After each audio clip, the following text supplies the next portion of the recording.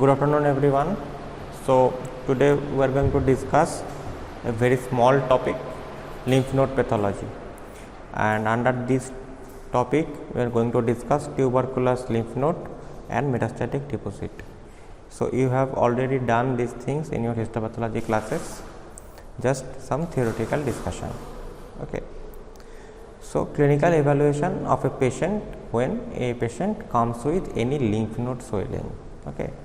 So patient comes with lymph node swelling. Now you have to ask yourself some questions, that is it a inflammation, is it a lymphoma, or is there any metastatic deposit. So when any patient comes with any lymph node swelling, these three are the most common differential diagnosis which you have to ask yourself, and then do clinical examination and take history according to these three diagnoses, keeping in mind. Okay. So under inflammation, it may be acute inflammation or it may be chronic inflammation, which is most commonly tuberculosis. So suppose any patient with pharyngitis, cough and cold, presents with lymph node swelling. So your thinking should be, it may be a case of acute inflammation from the pharynx, the inflammation, the inflammatory cells are coming into the lymph node, and that is why there is a reactive lymph node swelling. So like this, you have to ask yourself, is it a case of inflammation or lymphoma or metastatic deposit when any patient comes with any lymph node swelling. Now coming to tuberculous lymph node, how does a patient presents with tuberculous lymph node? So tuberculous lymph node tuberculosis, that is most commonly seen in cervical nodes. Cervical node means the lymph nodes present in your cervical area. So cervical nodes and the lymph nodes are usually matted in cases of tuberculous lymph node. So, okay, so matted means joined. So suppose this is a lymph node which has been swelled up due to the tuberculous deposit, and there is another lymph node which is also swelled up. Now these lymph nodes will be conjoined together or coalesced together, forming a large mass. This is called matted appearance. Okay. So matted appearance is usually associated with tuberculous lymph node. Later in your surgery posting, you will see in many patients like this matted appearance, tuberculosis. The lymph nodes may be, the swelling is usually painless, but it may be painful when the inflammation is short lived. Okay. Patient may present with mild fever, night sweats, weight loss and chronic cough. So these are the clinical features of tuberculosis: night sweats, weight loss and chronic cough along with mild fever. So a patient presenting with all these symptoms, fever, sweats, weight loss and chronic cough, along with painless swelling of cervical lymph nodes which are matted together, your first diagnosis should be tuberculous lymph node. Now see that this night sweats, weight loss and chronic cough, all these are present in cases of lung cancer, and in lung cancer also the neoplastic cells may be metastasized into the cervical nodes. Okay. So when you are getting cervical nodes and you are suspecting that patient is having tuberculosis because of these symptoms, it should be back of in your mind that it may be a case of lung cancer also. So you have to evaluate the patient clinically, keeping these different important differential diagnosis in mind. Okay. Now this is a appearance of tuberculous lymph node. So you can see that there is reddish colored swelling, and that this lymph node is matted. Again, swelling of lymph node, cervical lymph node, and 2 or 3 lymph nodes are conjoined together, that is why there is a large swelling like this. So you are suspecting that patient is having tuberculosis. So now you have to evaluate the patient according to this. So first of all, the screening test for tuberculosis, the Mantoux test. You have to do a chest X-ray obviously, because you are suspecting the patient is having tuberculosis and maybe having lung cancer. So to exclude the possibility of lung cancer, or to see that any lung lesion is present in not, you have to do a chest X-ray. By doing chest X-ray, you can exclude lung cancer, and you can be more assured that patient is having tuberculosis. Obviously, patient is having chronic cough, so you have to do sputum test for acid fast bacilli and some molecular test called CBNAT. Nowadays, a CBNAT test is very much sensitive for tuberculosis, and usually it is done mandatorily. Now, patient is having lymph node swelling, so you have to do FNSA. FNSA means fine needle aspiration cytology. So what do we do in this case, in this procedure? Suppose this is the swelled up lymph node. Now you have to put a needle inside the lymph node and attach a syringe in the needle and pull some material from here into the syringe and see those material, usually cells, under microscope to look for any pathology.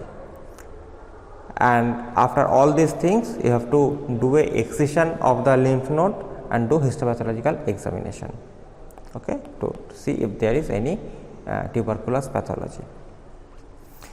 Now, what is the appearance or what is the finding of histopathological examination if it is a case of tuberculosis? It is granuloma. Okay. So, granuloma must be present, or you have to search for granuloma when you are suspecting it is a case of tuberculosis. Now, you already have seen in your histopathology classes how does a granuloma look like. So, a granuloma is basically a localized collection of activated macrophages.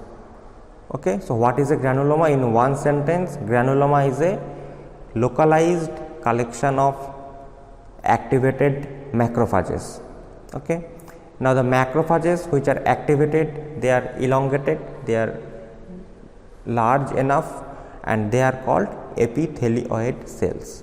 In this picture, this cell is a epithelioid cells. So, the epithelioid cells have abundant cytoplasm and they have elongated nucleus. As I said in your classes, oid means like.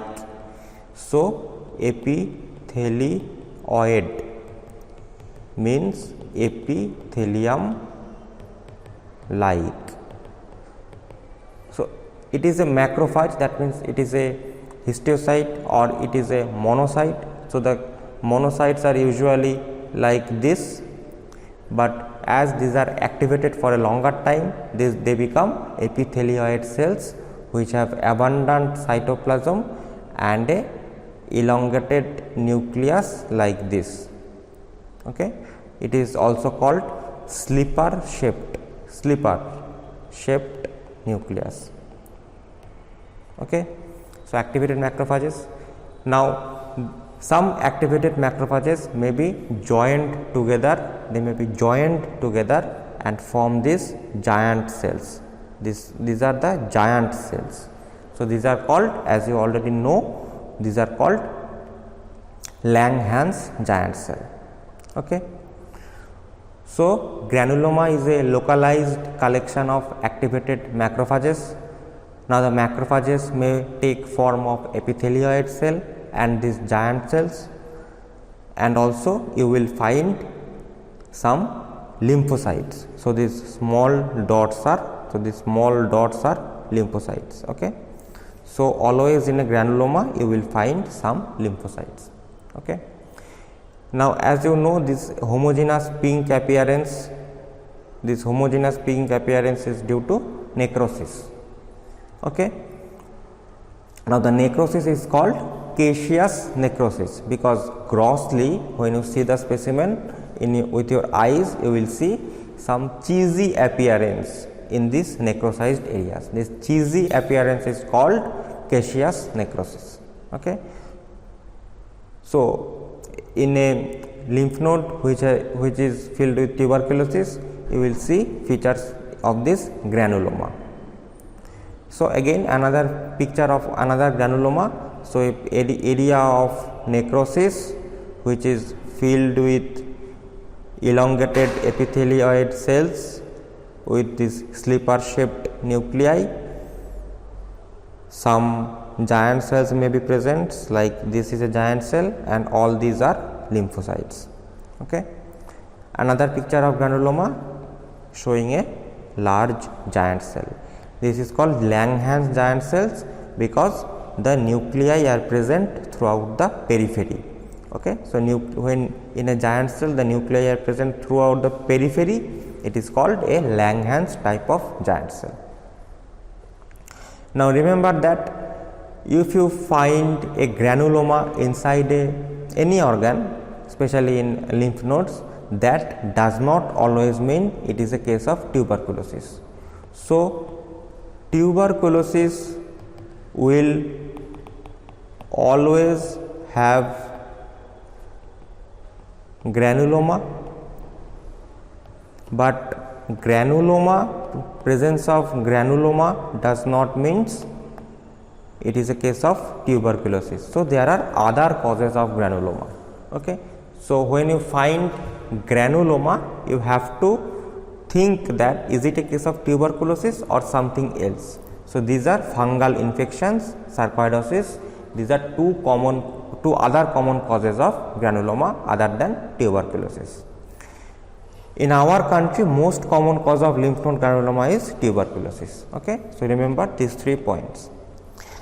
Now, as I said, when you find a granuloma, this does not mean that this is a case of tuberculosis.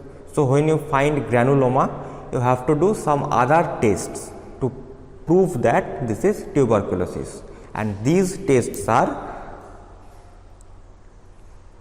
Zn staining of the lymph node section and looking for acid fast bacilli, and from the lymph node specimen we can always do molecular tests which is called CBNAT. Okay. So, CBNAT test may be done from sputum or it may be done from lymph node section. Okay. This is a molecular test to find the genetic sequence of tuberculous bacteria inside any specimen, and nowadays this has become mandatory to prove cases of tuberculosis. Okay. Now, coming to metastatic deposit. So, as you know, metastasis means when a malignant cell coming to an organ which is distant from its organ of origin. Okay. Suppose the organ of origin of any malignancy is colon. Okay. Suppose there is a malignancy. Now, this area is draining to some lymph node. So, malignant cells may go to this lymph node from the organ of origin. Okay. So, this becomes a metastatic deposit. Okay. So, metastatics first appears in the normal draining lymph nodes of the involved organ, and the first lymph node affected is called sentinel lymph node. Okay. So, in some cases, in some malignancy cases, you have to do biopsy from sentinel lymph node. Sentinel lymph node means the first lymph node which is involved by the metastasis from the organ of origin. Okay. So, suppose in cases of breast carcinoma, the sentinel lymph nodes are the axillary group of lymph nodes. In cases of testicular neoplasm, the sentinel lymph nodes are the inguinal lymph nodes. Okay. So, when you are suspecting or you have seen there is some case of malignancy in any organ, you have to do sentinel lymph node biopsy to look to determine the stage of the malignancy. Okay. Now, as I said, metastatic deposit may be originated from any adenocarcinoma, that means cancer of glandular epithelium, or squamous cell carcinoma, that means cancer of squamous epithelium. So, from these carcinomas, metastasis usually occur in the lymph nodes. Now, you have already seen it in your histopathology class that this is a lymph node and the lymph node is affected by this adenocarcinoma. Okay. Why adenocarcinoma? Because this is a gland that is present in the lymph node. This is also another deposit. Okay. So, these glands are lined by these large hyperchromatic cells which are not polarized. So, these are malignant glands which have come from any first organ to this lymph node. So, you have seen squamous cell carcinoma. So, this island looks very much like squamous cell carcinoma. Here also you can find this keratin pearl. So, squamous cell carcinoma in a lymph node, the whole organ is a lymph node. So, that means this is a metastatic deposit in a lymph node. Now, two nomenclature are very important. These two are asked in Viva. What is Virchow's node and what is sister Mary Joseph nodule. Okay. If any patient is having stomach carcinoma, from stomach carcinoma, the left supraclavicular lymph nodes are affected. Okay. So, these affected or swelled up left supraclavicular lymph nodes in cases of stomach carcinoma are called Virchow's node. Okay. When we get supraclavicular lymph nodes swelling, we are very much suspecting that the patient may be having stomach carcinoma. Okay. So, from this appearance, from this swelling of left supraclavicular node, we get a usual clinical clue and we look for stomach carcinoma in the abdomen. Now, another is sister Mary Joseph node. This is a palpable node bulging into the umbilicus and it usually occurs from carcinoma of pelvic organs. So, carcinoma of pelvic organs coming to the lymph nodes of abdomen and the lymph nodes are bulging into the umbilicus. These are called sister Mary Joseph nodule. Okay. So, our short class is ended. So, thank you.